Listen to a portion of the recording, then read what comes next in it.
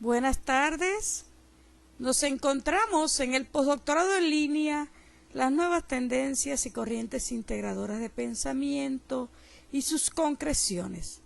Estudio magistral que dirige y ha fundado el doctor Rigoberto Pupo. Estamos en la tercera corte, en el medio de la Universidad José Martí de Latinoamérica. Les saludo desde Cumaná, frente al Mar Caribe, la tierra de Andrés Eloy Blanco. Y estoy muy feliz por encontrarme en la gloria de Dios, en el módulo 8, el ensayo y su discurso hermenéutico complejo. Vamos a participar en ello en lo adelante, el día de hoy, 25 de mayo, después de haber trabajado 4 días fuertes con el lenguaje tropológico, con la poesía, la narrativa, la metaforización, todo ello en un matiz hermenéutico ecosófico analógico, revisando los textos suministrados en su antología del doctor Rigoberto Pupo. Y entonces hoy asistimos a la grabación de la asignación número 1. Se trata de iniciarnos en el tema del ensayo y el discurso hermenéutico complejo.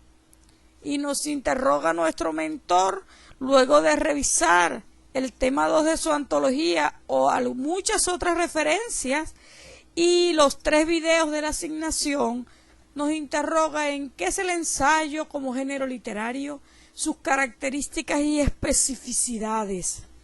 Debo decir que estoy muy feliz en el medio de esta asignación, como en todos los módulos, pero que en especial toca de profundo sentir el hecho de que nuestro doctor Rigoberto Pupo es un estudioso del ensayo, un heredero de José Martí, que hace honor a lo que es el ensayo y lo que significa el ensayo. Todas estas preguntas son recurrentes, vamos a estar respondiendo reiteradamente la misma pregunta desde diferentes posiciones y en los rizomas voy a recorrer lo que significa la retórica como punto de partida para la elaboración de ensayos, lo que significa el ensayo en su teoría e historia, aunque no estoy revisando la historia como tal de lo que es el ensayo. ¿Qué es el ensayo como género literario? Y después voy a ir nuevamente a responder algunos rasgos de lo que es el ensayo como género literario, pero lo voy a hacer en la asignación número 2. Y algunos ensayistas insignes de la historia, voy a hacer un breve repaso, porque luego voy a detenerme en algunos ensayistas hispanoamericanos, su significación e importancia en la asignación número 7. Vamos a estar revisando una cantidad de páginas web y autores, y todos ellos tienen su respectiva cita, y al final hacemos. Cuando preguntamos qué es ensayo, queremos decir de una vez por todas, para desmitificar el hecho de que algunas personas colocan el ensayo en un bajo nivel respecto a artículos y novelas. No, el ensayo es un exagium, que significa acto de pensar. Ese acto profundo, metacognitivo de alto nivel de pensar que nos lleva a escribir en forma de prosa y con una serie de alegatos cohesivamente, que es una de las características principales del ensayo, llegar a algún escrito muy sentido, donde la subjetividad del autor está allí. Y la retórica como punto de partida para la elaboración de los ensayos está en consonancia con que ya en la época griega y todos ellos hacían grandes ensayos, aunque la palabra ensayo como tal no había aparecido. Y es que la retórica, que sabemos que es la disciplina de distintos campos de conocimiento, ciencia de la literatura, política, publicidad, periodismo, ciencia de la educación, ciencias sociales, derecho, estudios bíblicos, música, entre otras, se ocupa de estudiar y sistematizar procedimientos y técnicas de utilización del lenguaje, puestos al servicio de una finalidad persuasiva o estética, añadida a su finalidad comunicativa. La retórica nace en la Grecia clásica, donde se entendía como una técnica de expresarse de la manera más adecuada para lograr la persuasión del destinatario.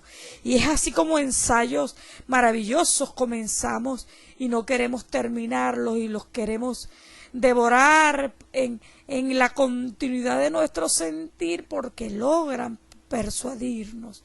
Uno de ellos, las cartas de Emerson, cuando muere Emerson, y José Martí pasa estas cartas a Nueva York hablando de quién era Emerson. Me pasó que no quería despegarme la primera vez hasta entender quién era ese hombre Emerson, que parecía naturaleza hecha en la narrativa.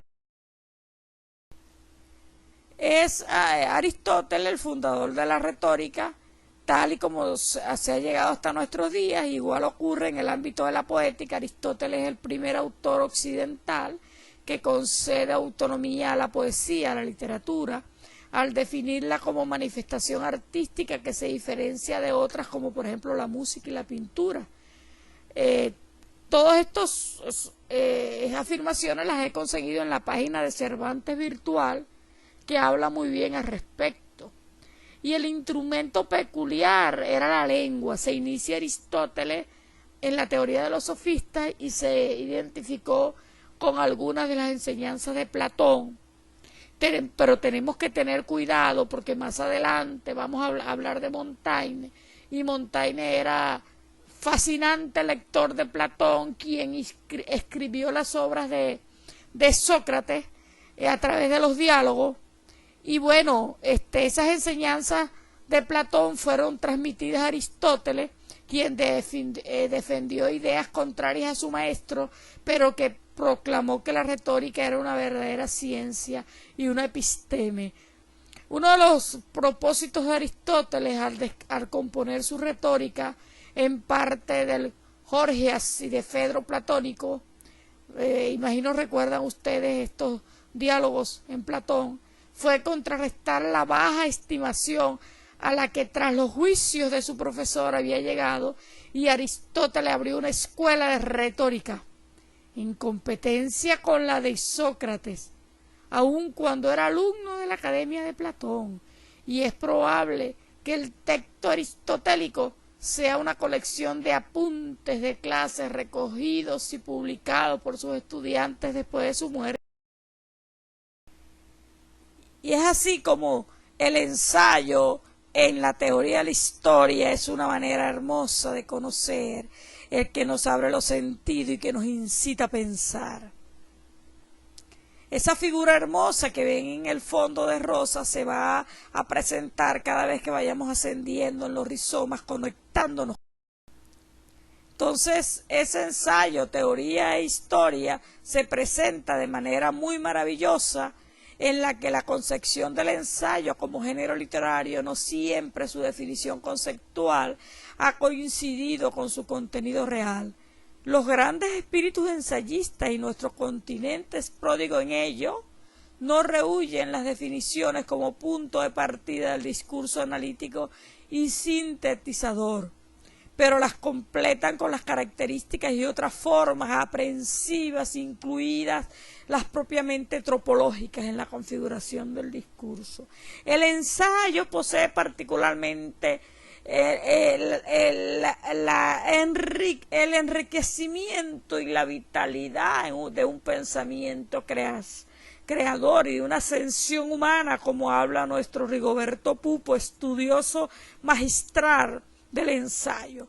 Su mirada sociocultural, ecosófica, que permea la espiritualidad esculturadora, convierte indisoluble a la filosofía, la literatura, el arte, la sociología y todas las ciencias del hombre, para desplegarse con fuerza hacia la naturaleza del cosmos humano en relación con su universo cultural y social. Y es así entonces como el ensayo, que parece fotografiar nuestro corazón, nuestra alma, se ha cultivado desde los tiempos de Montaigne en numerosas lenguas.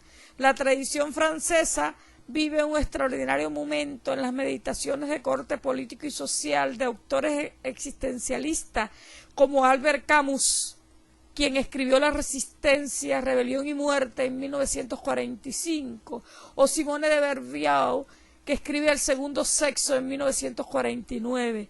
Pero también está el novelista alemán Thomas Mann, galardonado con el Premio Nobel de Literatura, y que fue uno de los ensayistas más prolíficos de su país, como se pone de manifiesto en su voluminosa colección titulada Ensayos de 3 décadas en 1947.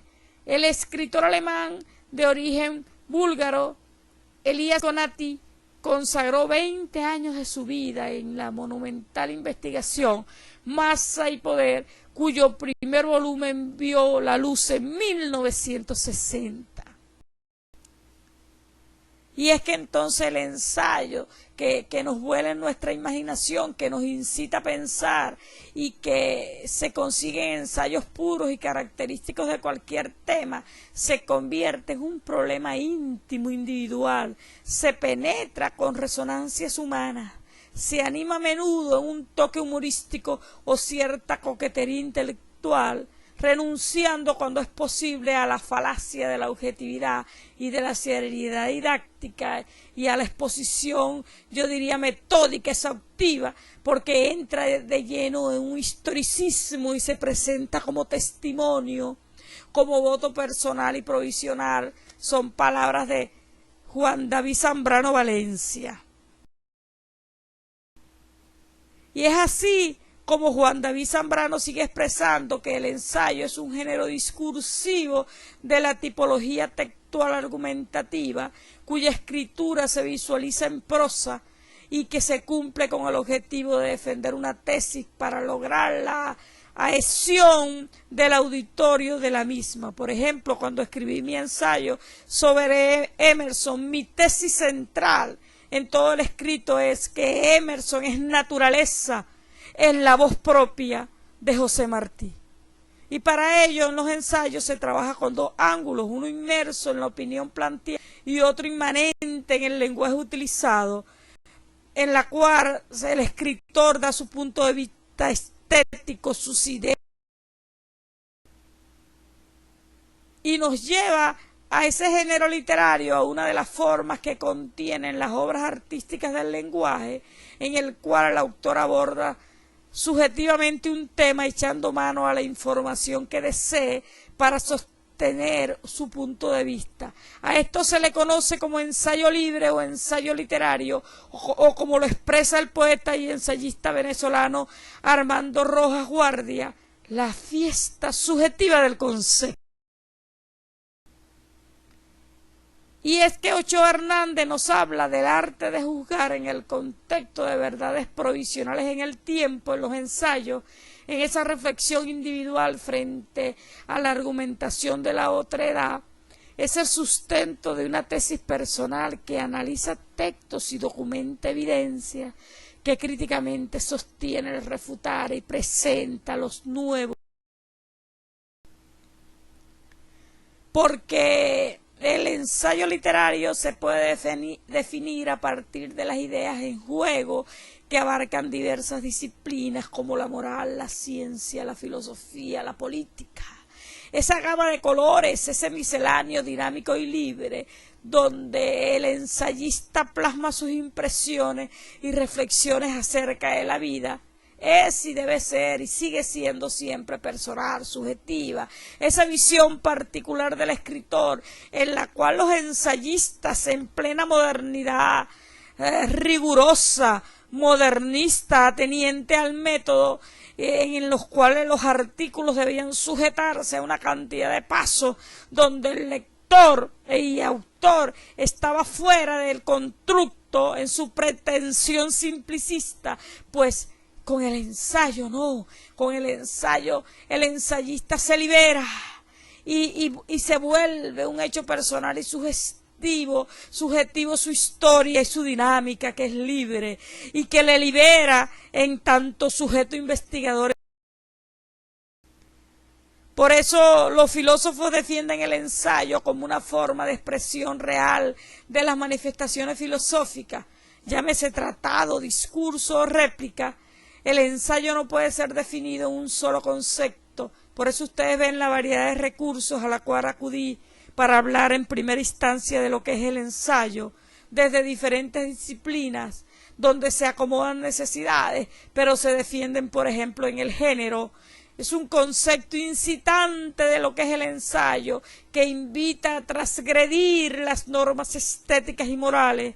Y los periodistas argumentan todos los días, se ensaya a manera de nota informativa sobre la realidad. Es que en verdad el ensayo es un producto crítico por excelencia. Y es que Walter Benjamin lo dice corto y contundentemente. Recordemos, el ensayo es el juego de la teoría, ese juego que la teoría no se permite en su concepción simplificadora y reduccionista, y el ensayo se va subjetivamente. Y es por ello que cuando vamos a investigar qué es el ensayo como género literario y lo que hemos venido diciendo y vamos a seguir en la... nos conseguimos que ese ensayo literario poético, aunque se denomine como ensayo poético, eso no significa que los mismos hablen de poesía, es decir, un ensayo no es considerado literario en relación a su tema. Lo importante es el estilo del autor en su redacción, es decir, es referente el uso de un lenguaje con fines estéticos, y el autor procura exponer de una forma muy íntima sus ideas o sentimientos.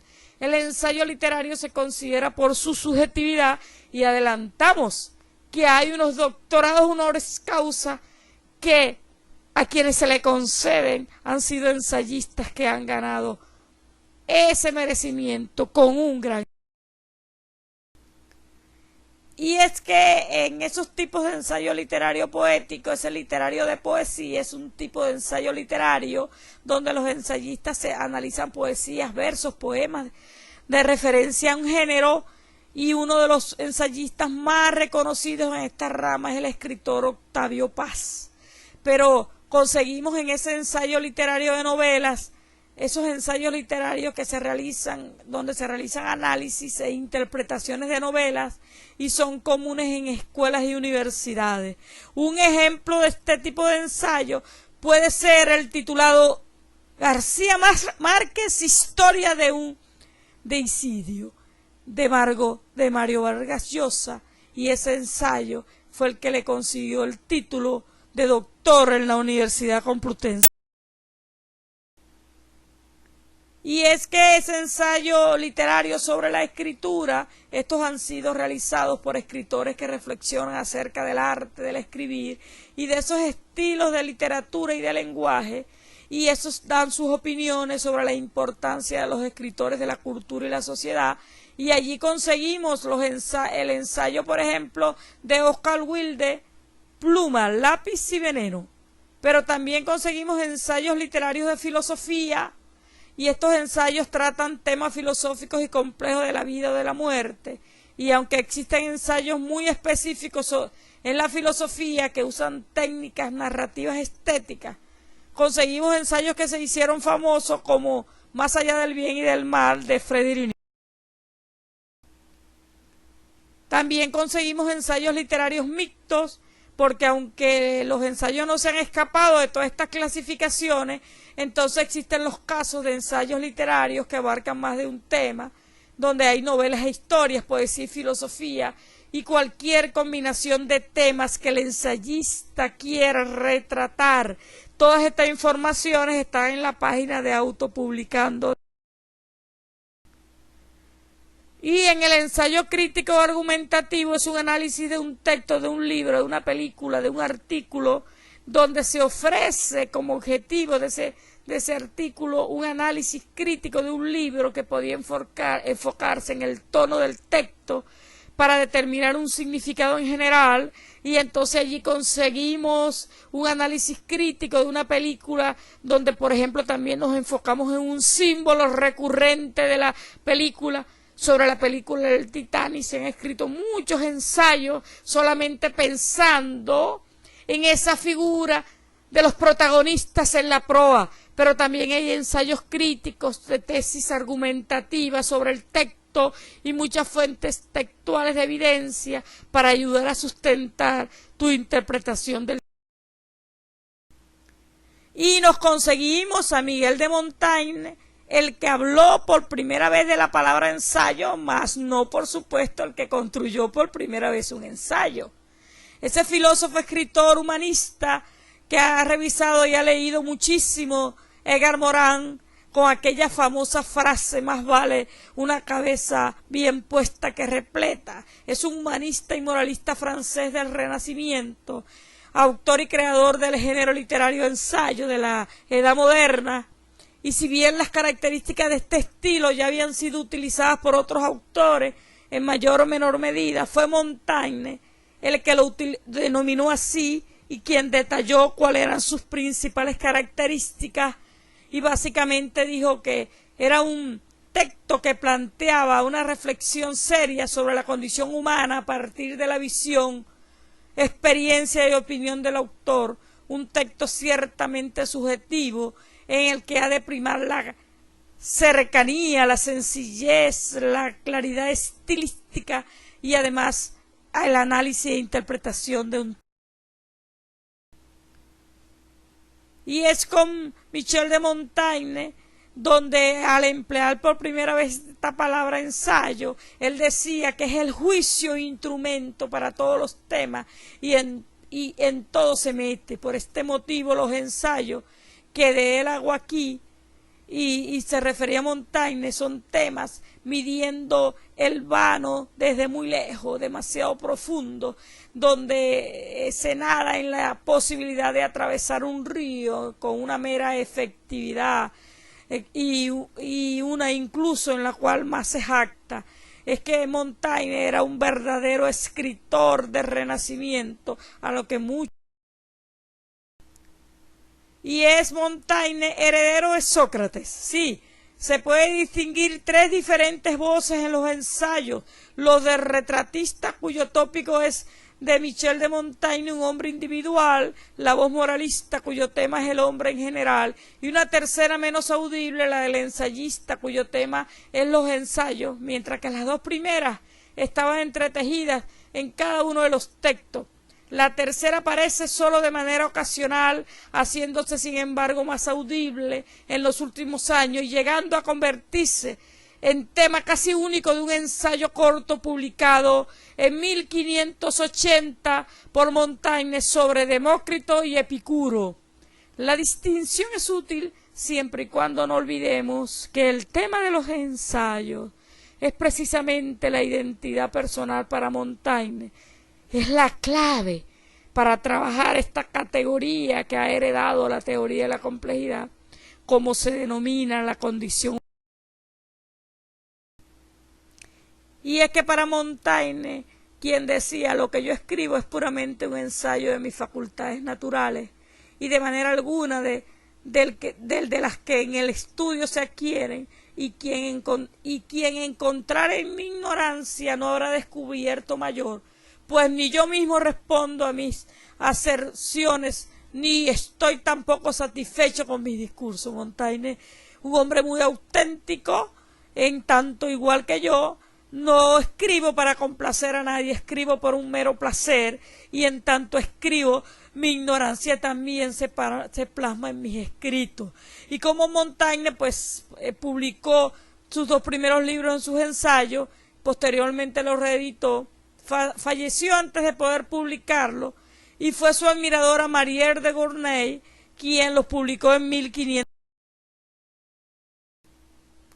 Y es que Montaigne, como ensayo en el género, habla de estas características. Primero, la subjetividad, que todo ensayo se manifiesta en un yo, puesto que pretende expresar opiniones más que certezas, aunque el ensayista ha de poseer una opinión informada y a menudo es especialista en el asunto que trata. Aún así, escribe siempre desde una opinión particular y esta subjetividad diferencia al ensayo de la ciencia. Aunque el ensayo está lleno de una ciencia subjetiva, objetiva, espiritual, mental, que engrandece el conocimiento.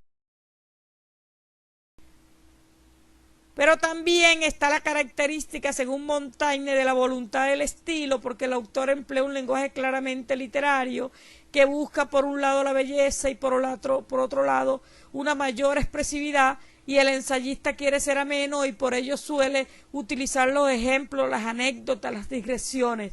Pero hay una característica importantísima de la cual habla Montaigne que me encanta de los ensayos, que es la libertad. El ensayo no posee reglas que determinan la elección del tema, de la estructura, de la extensión.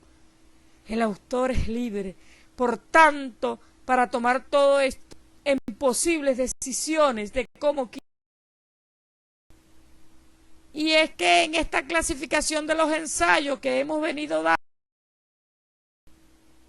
he recopilado algunas de Ángel del Río y José Benarde en su libro Antología de Ensayos, que habla de un ensayo puro, poético, descriptivo, crítico, erudito, y que la página de Curex lo trae a colación, ese ensayo científico también, que muestra una visión clara de los contenidos de las obras en relación a un tema, pero además incorpora el juicio, ese ensayo que se va a diversos mecanismos de ventajas de modelos ideológicos, donde se presentan incompletas, en lo peor de los casos, para redactar un artículo, la confrontación de dos corrientes o de dos resultados.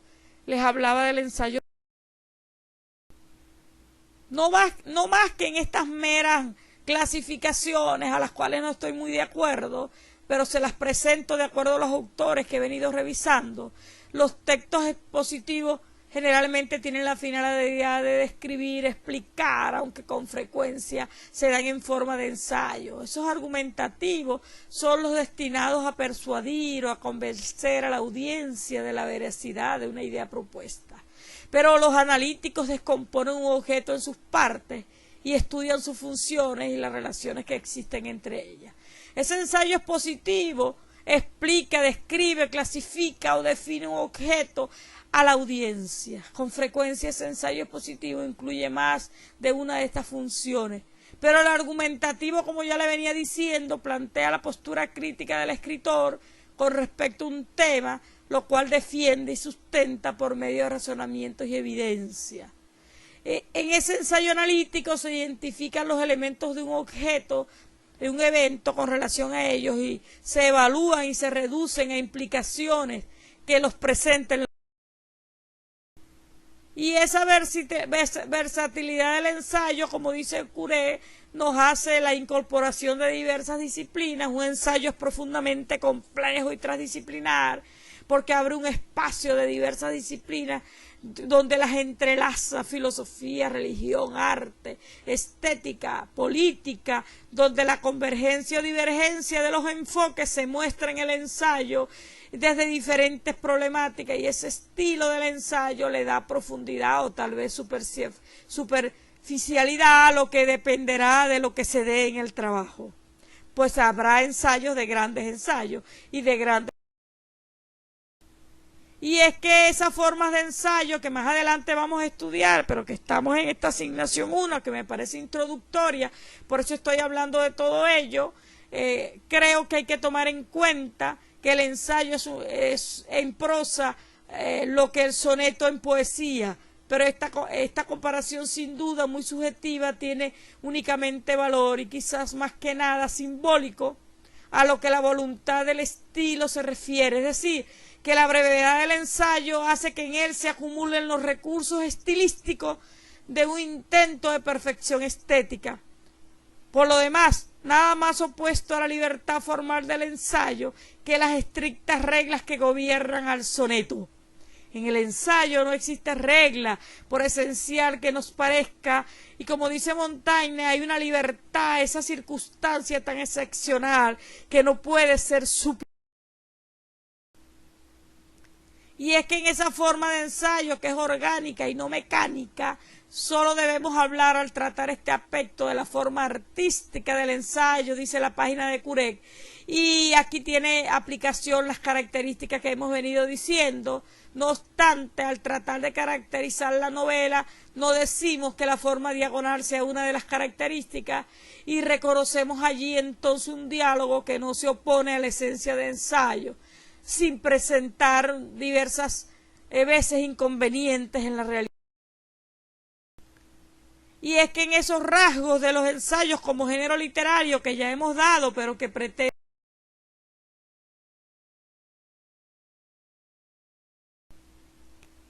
conseguimos entonces rasgos característicos de un acento propio del escritor, y eso lo dice nuestro Rigoberto Pupo. Nuestro mentor habla de un tratamiento no sistemático del asunto, como discurso interpretativo, como literatura de ideas, gracia y tono en el ensayo, relieve de las ideas, aire y matiz en el ensayo. Porque dice el doctor Pupo que hay diferencias respecto a otros géneros, los cuales se cualifican al ensayo como género literario en su sello personal y en su tratamiento no sistemático del tema. Allí habla el doctor Pupo que hay una exposición como modo locutivo que, sin que se inhabilite las formas de narración y descripción, entre otros, hay una subordinación a los casos pasajeros o episódicos, porque es que hay un impulso de inquietud, hay un discurso que remueve y activa con vocación de atisbo, gérmenes, gracia, tono, gracia estética. Y esa gracia estética, sin proponerlo, el escritor subyuga al lector tal como lo hace, sin ninguna duda, José Martí, con una elocuencia, un tono, un color, un calor, un relieve, una vitalidad de las idas, unido a la coherencia del discurso, la armonía, la sinceridad y la nobleza al expresarse. Y allí, siguiendo con el doctor Rigoberto Pupo, en su obra de 2019, conseguimos que el ensayo tiene rasgos, relieve de las ideas de un género elocuente, que se encuentra y despierta empatía, dignidad en las ideas, encanto de la comunicación, que despierta semillas dormidas en el polvo innacible del misterio humano, pero que como medio literario de la subjetividad la acentúa y revela. Y él habla de que Medardo Whittier, gran cubano, que en todos sus escritos un desasosiego personal, no es cosa de erudición, sino de sugestión, habla Medardo Whittier. Abre causas dóciles, dice Medardo Whittier, a la subjetividad, a las ideas, a la mengua en sus perfiles, porque vienen envueltas de una aura personal, comunicativa, que nos torna propenso a la conversión, enfatiza Medardo Whittier. Y es que nos habla el doctor Pupo que no hay objetividad pura, limpia de vetales personales, y mucho menos en los ensayos. Dice Whittier entonces que no se renuncia a la misión didáctica, pero que su estilo posee mayor riqueza de movimiento en el tratado que en la monografía. Porque habla Whittier en su obra de 1995 que se enseña, mas no transmite un cuerpo de nociones aceptadas. No supone la seguridad de su docencia en un poco aventurero y modo ondulatorio de su prosa, y es que el ensayo no busca ser aceptado, busca ser expresado, y tal vez esa es una de sus diferencias principales con la creación de las ciencias, que busca ser justificada y aceptada como verdad última. El ensayo solo quiere expresar ese sentir, y por supuesto que hay un aprendizaje escolar de alto nivel con el ensayo, que es menester rendir entonces ese aspecto espiritual, porque saca el juicio del plano de la seguridad que conduce al tratado y que lo sacude y que se va y educa e incita a un pensamiento propio. Y recordemos estos diálogos en forma de ensayo que Platón ha plasmado, y que luego se han hecho tan famosos que podemos recordar en una forma de extracción de nuestras verdades últimas en ese proceso metacognitivo sumamente profundo y emocionante. Y es que el ensayo en sí mismo es complejo y opera con complejidad, y eso lo vamos a especificar mucho más adelante en alguna de las asignaciones. Posee un sentido cultural con su esencia y propósito, es literatura de ideas, es comunicativo, tolerante, se resiste a las convenciones de las normas absolutas, como dije, no busca la verdad, porque tiene mucho más que decir en una convocatoria martiana, en una coherencia armónica y en un consecuente gusto estético en lo que estamos inmersos en una cultura de la razón y del sentimiento, porque es que el ensayo despierta esa bondad, esa belleza, esa verdad que el hombre lleva dentro y que solo espera por causas humanos para revelar.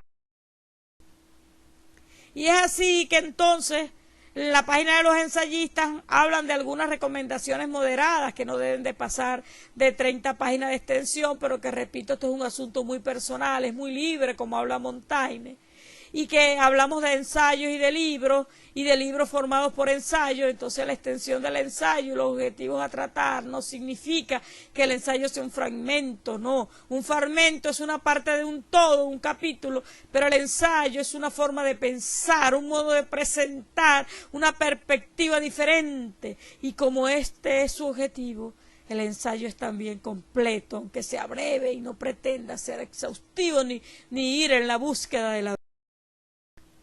Y es que esas publicaciones originales de los ensayos suelen ser en la página de la opinión de los periódicos, de suplementos, ensayos que busquen un público, que sean leídos, como las cartas del editor, como ensayista, ese texto que omite la documentación propia del artículo, pues llevándolo a los pies de página, porque es importante que el texto no distraiga con los datos, sino que se vaya al cuestionamiento de los contextos culturales, a presentarlo desde una perspectiva personal.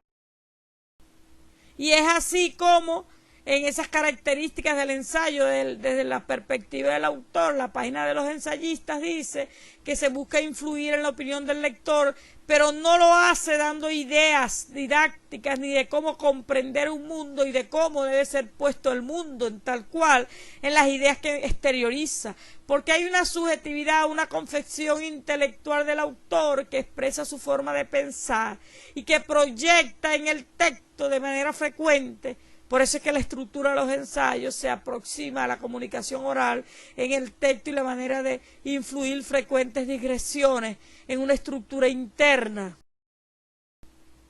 Y allí el ensayista prefiere temas de actualidad en conexión con la condición humana, y los mejores ensayos trascienden lo temporal porque no pretenden ser exhaustivos y solo van a escribir la generalidad. Y el ensayista escribe para la generalidad de los cultos, no escribe para profesionales. Usa muy pocos términos técnicos y cuando los usa lo hace en un contexto para que pueda ser comprendido por la generalidad de los lectores, porque el ensayo no se debe a las esencias metódicas de la ciencia. Y en ese sentido, ¿en qué sentido podemos hablar de un ensayo desde la perspectiva del lector? Bueno, el lector se aproxima al ensayo con una percepción de lo que es el género del ensayo. No leemos del mismo modo un ensayo sobre la educación en la página de opinión de un periódico que un artículo sobre la situación de la educación secundaria según los resultados de un examen estandarizado. En el primer caso, en el ensayo de la educación, buscamos opiniones que nos motiven a pensar, buscamos el diálogo. En el segundo caso, buscamos datos que clasifiquen una situación, buscamos aprender. El lector no busca conclusiones en el ensayo, desea encontrar nuevas perspectivas, nuevos modos de aproximarse a un... Y es porque el lector lee los ensayos como participante activo activo, en contraste. Por ejemplo, mantiene una posición pasiva de aceptación cuando leemos un cuento. Cuando deseamos leer todo el tema, buscamos un tratado. Cuando deseamos leer ensayo, buscamos un autor, sin que nos importe mucho los temas que trata. Cuando hablamos del valor de un ensayista, nos referimos tanto a las ideas que expresa como la forma artística en que expresa. Y es así como ensayistas insignes de la historia en su significación e importancia, que más adelante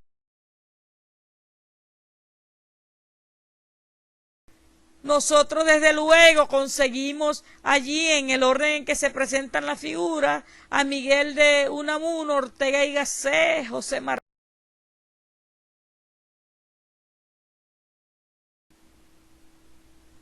Pero también conseguimos a Juan Marinelo, a José Carlos Mariátegui, a Alfonso Reyes, a María Eugenia, a Eugenio María de Hostos.